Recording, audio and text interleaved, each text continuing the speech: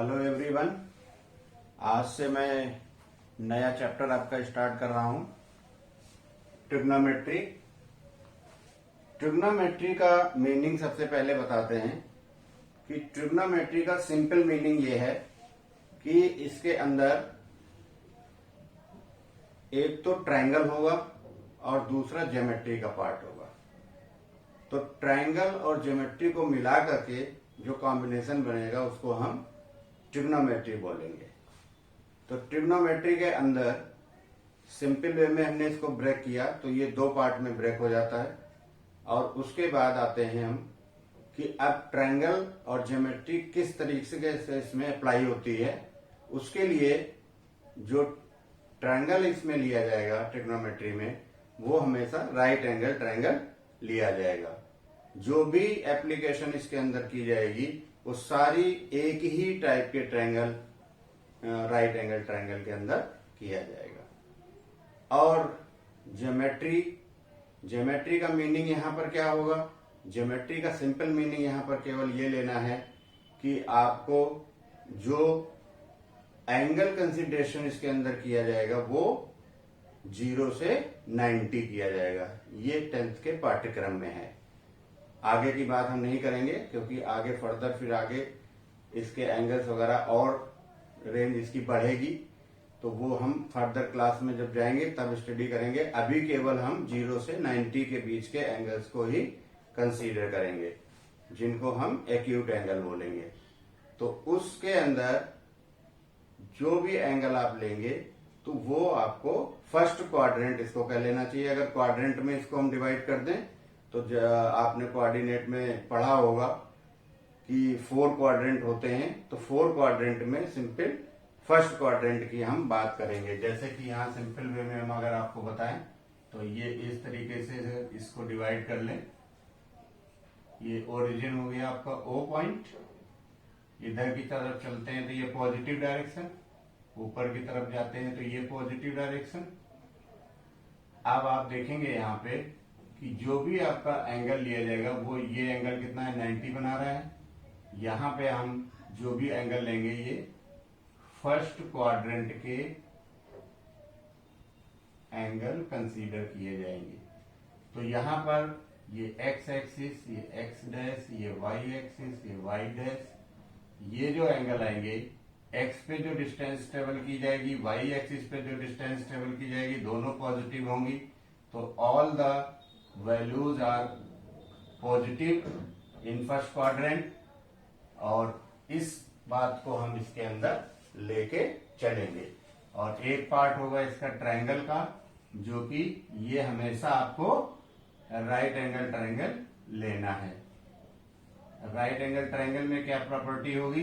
एक एंगल हमेशा 90 का फिक्स होगा। ये हम राइट एंगल ट्रायंगल और ज्योमेट्री में इस तरीके से इसको हम डिवाइड करेंगे ट्रिग्नोमेट्री को।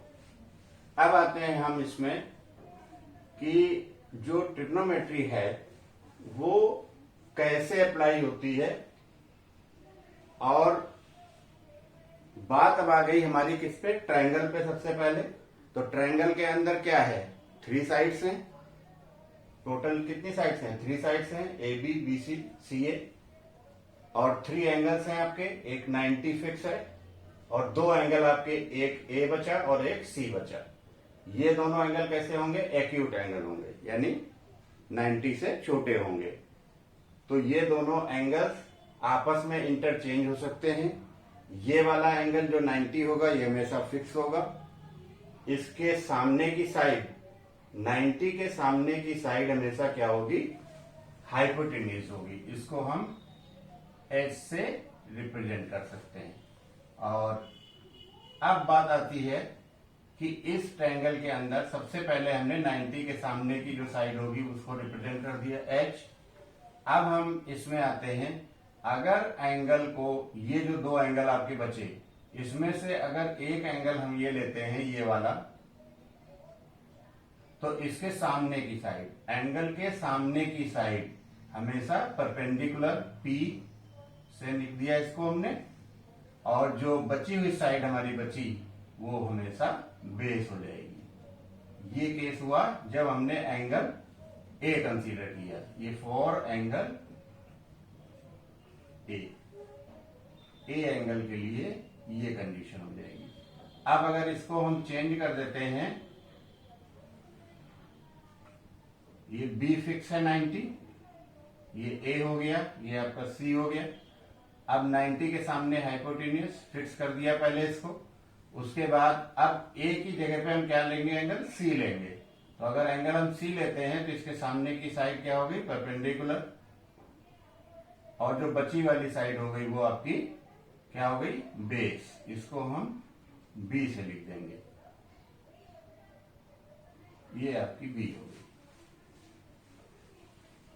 तो सबसे इंपॉर्टेंट बात यहां पर यही है, और यही मिस्टेक होती है कि बच्चे इसमें इनको चेंज करना भूल जाते हैं और यहां पर मिस्टेक कर देते हैं। तो ये इस बात को बहुत ज्यादा ध्यान देना है कि कौन से एंगल को कहा जा रहा है।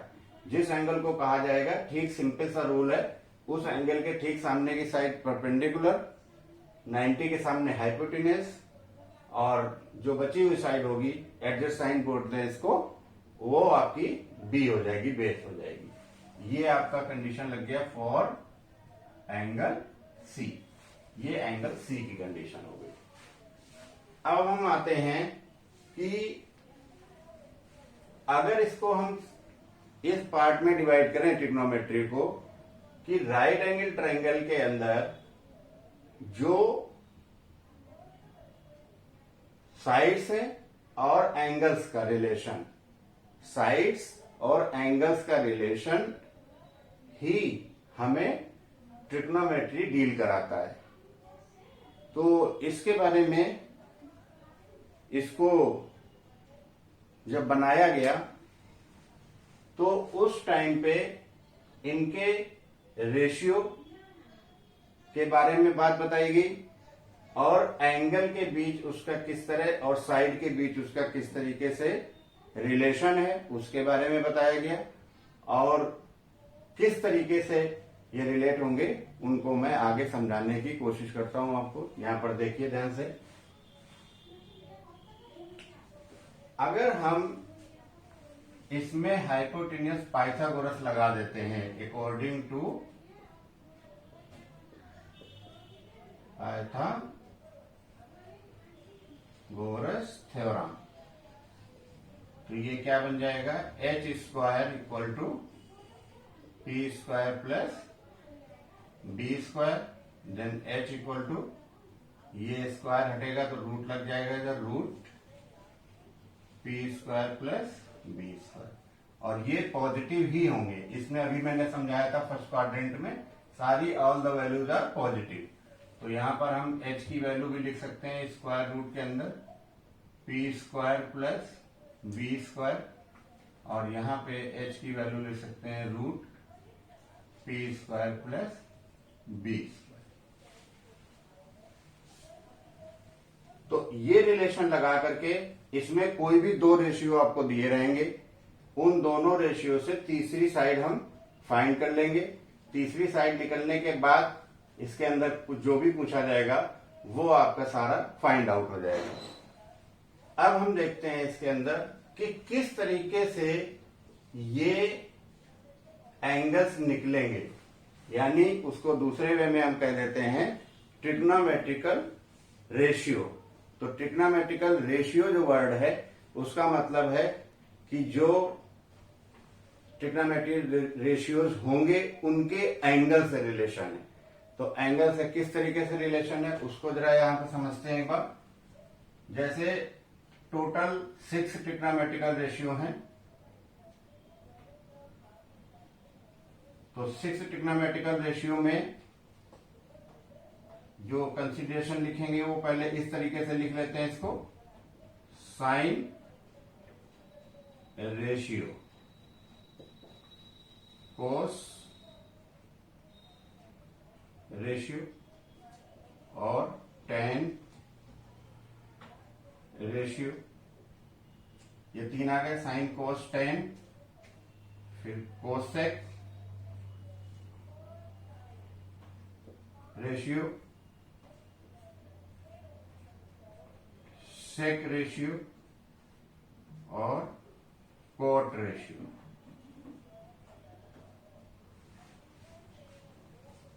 अब अगर हम इसी ट्रायंगल के अंदर अगर हम ए एंगल को थीटा से रिप्रेजेंट कर दें,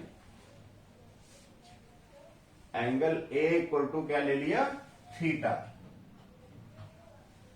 तो जहां भी एंगल ए है वहां पर ये सारी वैल्यूज आ जाएंगी। तो इसको हम पर्टिकुलर एंगल ए के लिए लिखते हैं, तो इसलिए यहां पर for angle A equal to theta ये लेके चल रहे हैं। तो ये जो क्या बन जाएंगे, कन्वर्ट हो गए आपको, ये आप लिख सकते हो इसको sine theta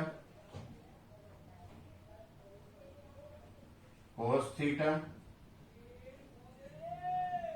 tan theta cosec theta sec theta and cot theta. अब अगर इनकी वैल्यूज हम लिखते हैं तो ये किस तरीके से लिखी गई, इनको जरा ध्यान से देखिए। साइन थीटा की जो वैल्यू आई वो perpendicular upon hypotenuse, cos theta base upon hypotenuse, tan theta perpendicular upon base, cosec H upon P, sec H upon B and cot B upon P. ये वैल्यूज हमारी निकल के आ जाती हैं इसके अंदर। तो इसको जो हमने यहां पर लिखा है पर पी एच बी तीन ही चीजें हैं इसके अंदर, थ्री साइड्स थी। अब थ्री साइड्स में रेशियो हमेशा 2 का होगा, तो ये 2 का रेशियो आएगा, और 2 का रेशियो आएगा तो ये इस तरीके से इनकी वैल्यूज को निकाला गया। अब हम इसको थोड़ा सा समझते हैं कि ये किस तरीके से ये सारी चीजें आई हैं। तो इसके लिए एक थोड़ा सा बेसिक कॉन्सेप्ट लेके चलते हैं। जैसे राइट एंगल ट्रायंगल,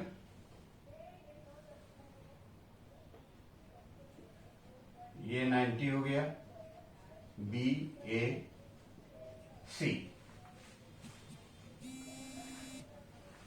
अब हम इस बात को आपको समझाने की कोशिश कर रहे हैं कि इसके राइट एंगल ट्रायंगल के अंदर एक एंगल 90 हो गया, ये आपका हाइपोटेन्यूस हो गया, एंगल ए हमने थीटा ले लिया, परपेंडिकुलर हो गया, ये बेस हो गया।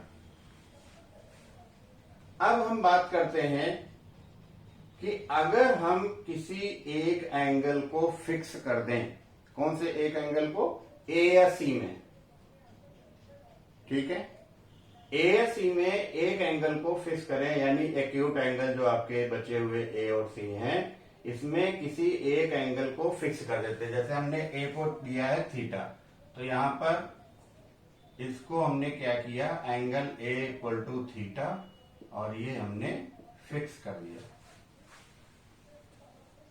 तो इस ट्रायंगल के अंदर थीटा हमने फिक्स कर दिया, तो उस केस में अगर इनकी साइज को हम डिक्रीज करें या इंक्रीज करें, यानी कि इस तरीके से, इस तरीके से, या आगे इसको स्टैंड कर ले पीछे की तरफ,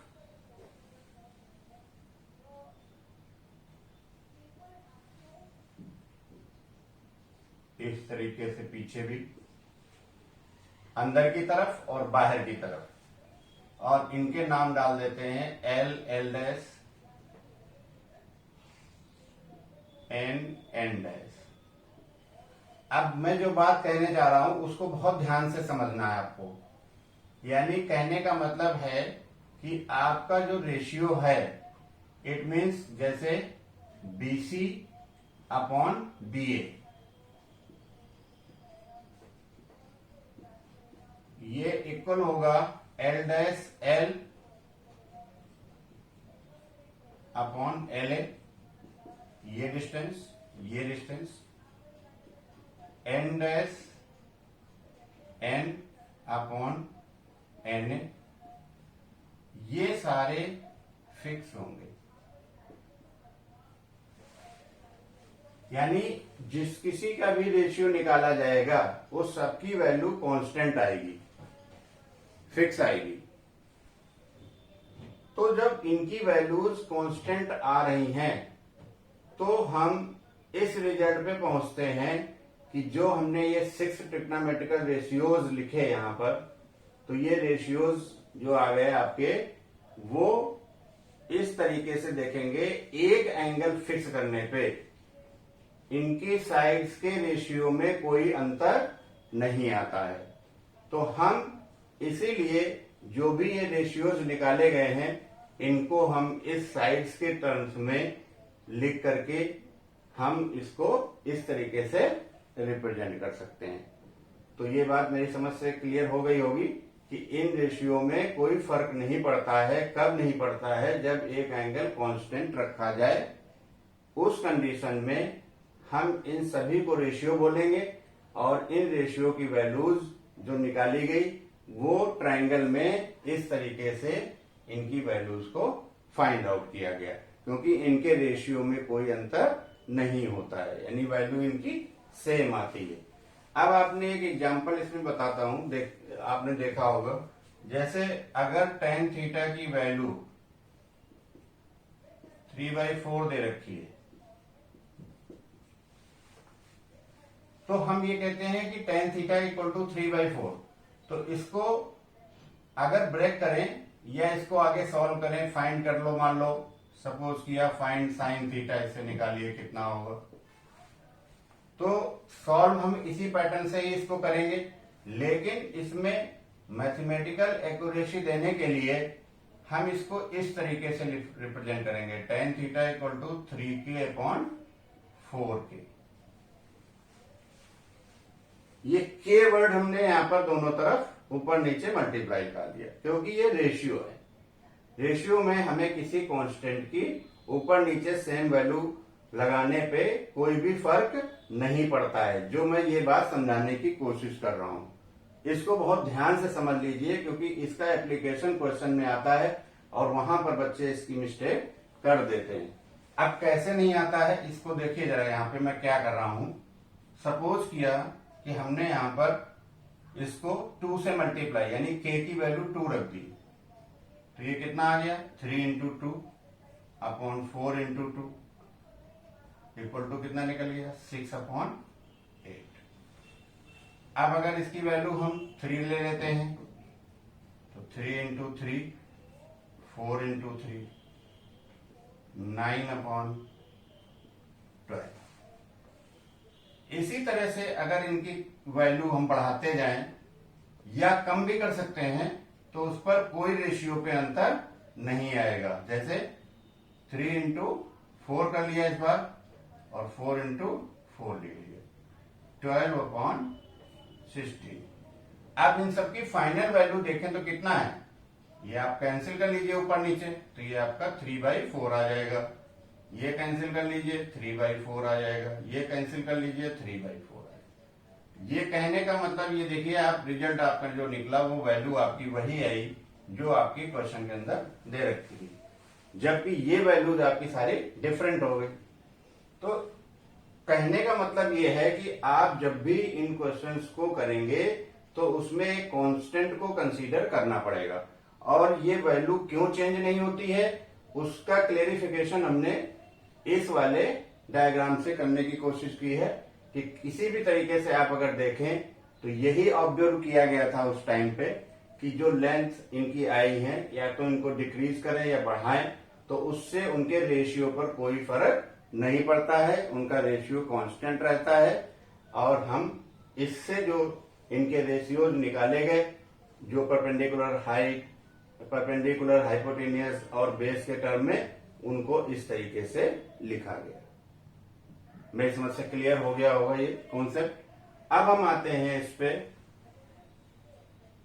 कि ये जो वैल्यूज आई हैं इनसे कुछ रिजल्ट निकाले जाएं, और रिजल्ट किस तरीके से निकलेंगे वो आप यहां पर देख सकते हैं। मैं बता रहा हूं आपको, यहां पर समझिए दोबारा से। साइन थीटा जो है आपका आ गया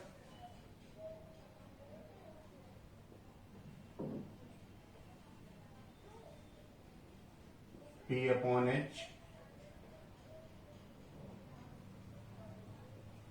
कोस थीटा आ गया B/H, और टेन थीटा आपका आ गया P/B।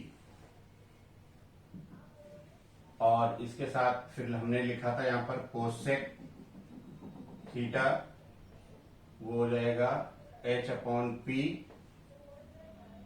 Sec theta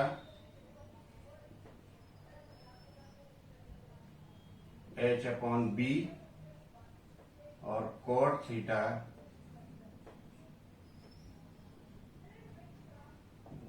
P/B। तो टोटल कितने आपके पास ट्रिग्नोमेट्रिकल रेशियो हो गए? 6 हो गए। 6 रेशियो आ गए आपके पास। अब हम इन 6 रेशियो में इसको शॉर्ट तरीके से, ये हमने जो लिखा है कि यहां परपेंडिकुलर अपन हाइपोटेनियस या इसको किस तरीके से, तो इसको लर्न करने का एक सिंपल रूल बना दिया गया, PBP अपॉन HHB। इस तरीके से आप इसको लिख सकते हो, PBP अपॉन HHB। तो पहला रेशियो आपका ये हो गया, दूसरा ये हो गया, और तीसरा रेशियो ये हो गया। तो इसके ऊपर आप लिख सकते हैं साइन थीटा, ये वाला कॉस थीटा, और तीसरा है आपका टेन थीटा। नीचे वाले में लिखिए यहां पर कोसेक थीटा, ये बीच वाले में सेक थीटा, और ये cot theta.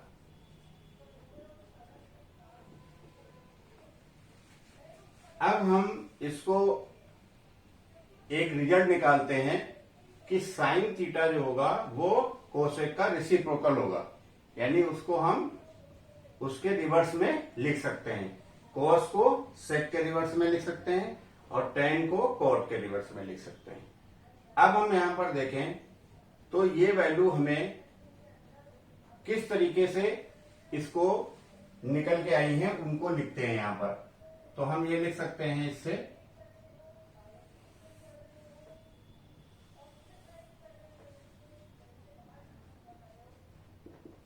Sign theta equal to cosec theta. ये ऑर्डर है, या थोड़ा सा ध्यान रखेंगे, पहले साइन, कॉस टेन, फिर कोसेक, सेक, कॉट, इस तरीके से ऑर्डर ध्यान रखना है। तो ये आ गया आपका। फिर उसी तरह से हम लिख सकते हैं इसको, cos theta equal to sec theta, और टेन थीटा को लिख सकते हैं 1/कोट थीटा। अब इससे कुछ कन्वर्जन कर लेते हैं। अगर इसके नीचे 1 करके हम क्रॉस मल्टीप्लाई करा दें तो क्या वैल्यूज आ जाएंगी इसकी? Sine theta into cosec theta equal to 1, दूसरी वैल्यू निकल के आ जाएगी cos theta into sec theta equal to 1, और तीसरी वैल्यू निकल के आ जाएगी tan theta into cot theta equal to 1। ये कुछ रिजल्ट आ गए जिनको हम डायरेक्ट भी अप्लाई क्वेश्चंस के अंदर कर सकते हैं। तो इस तरीके से ये सिचुएशन इसकी है ट्रिग्नोमेट्री की, और ये हमारे कुछ रिजल्ट निकल के आए जिनको हम याद करने के तरीके में भी इसको सेट कर सकते हैं अपने फॉर्मेट में, और इस तरीके से इनकी वैल्यूज निकल जाएगी। अब इसके अंदर एक फॉर्म आता है टेन थीटा का, इसको भी लिख सकते हैं हम sign theta upon tan theta की वैल्यू क्या होती है? टेन थीटा देखिए यहां पर हमने लिखा था P/B, P/B होता है। तो ये क्या बन जाएगा आपका? अगर हम दोनों तरफ हाइपोटेनियस से डिवाइड कर दें तो P/हाइपोटेनियस अपॉन बी अपॉन हाइपोटेन्यूस। तो इससे क्या होगा, अगर हाइपोटेन्यूस को कैंसिल कर दे तो पी बाई बी ही लिखा हुआ है, वही चीज लिखी हुई है सेम। तो हम ये लिख सकते हैं tan थीटा इक्वल टू, इस पी बाई एच को क्या लिख सकते हैं, यहां देखिए पी बाई एच किसके बराबर है, साइन थीटा। तो इसको हम लिख सकते हैं sine theta upon B by H को क्या लिख सकते हैं, कोस थीटा। तो ये आ जाएगा आपका कोस थीटा। तो एक रिजल्ट निकल के आ गया, टाइन थीटा की वैल्यू जो होती है वो sign theta upon cos theta भी होती है। अब हम इसका रेसिप्रोकल भी कर सकते हैं कॉट थीटा के लिए। कॉट थीटा देखिए क्या लिखा था मैंने, B by H, B by P, इसको एस से डिवाइड कर लीजिए, B by H upon P by H equal to, B by H को क्या लिख सकते हैं हम, यहां देखिए बी बाई एच को कॉस थीटा लिख सकते हैं। तो ये कॉस थीटा आ गया, और नीचे पी बाई एच को क्या लिख सकते हैं, पी बाई एच को लिख सकते हैं साइन थीटा। तो ये cos theta upon sine theta. तो ये हमारा रिजल्ट निकल के आ गया कि हम कॉट थीटा की value cos theta upon sine theta भी लिख सकते हैं। ये वैल्यू कॉट थीटा की आ गई, ये वैल्यू हमारी टेन थीटा की आ गई। तो साइन और कॉस के टर्म में टेन की वैल्यू आ गई, ये कॉस और साइन के टर्म में कॉट की वैल्यू आ गई। बाकी ये आपस में रेसिप्रोकल होते हैं, ये आपको यहाँ पर समझ में आ गया होगा। और रेशियो का मतलब भी आपको समझ में आ जाना चाहिए क्लियर, और किस तरीके से ये इनकी वैल्यू कम ज्यादा करने पे रेशियो पे कोई फर्क नहीं पड़ता है, उनकी वैल्यू कांस्टेंट आती है। इसको हमने एग्जांपल से भी क्लियर करा दिया, और वैसे भी वैल्यू आगे पीछे रख करके भी क्लियर करा दिया है। Okay, thank you. आज की क्लास में इतना ही रखते हैं। अब हम आगे नेक्स्ट बेस पे ही, अभी हम कॉन्सेप्ट बेस पे ही बात करेंगे कि जो है सारी ट्रिग्नोमेट्री आपको एक बार बेसिक पूरा क्लियर हो जाए, और उसको क्लियर हो जाने के बाद फिर क्वेश्चंस के एग्जांपल पे हम आएंगे, और उन क्वेश्चंस को इसी फॉर्मेट में कन्वर्ट करके हम समझाने की कोशिश करेंगे आपको। बहुत बहुत धन्यवाद आपका। Okay, bye.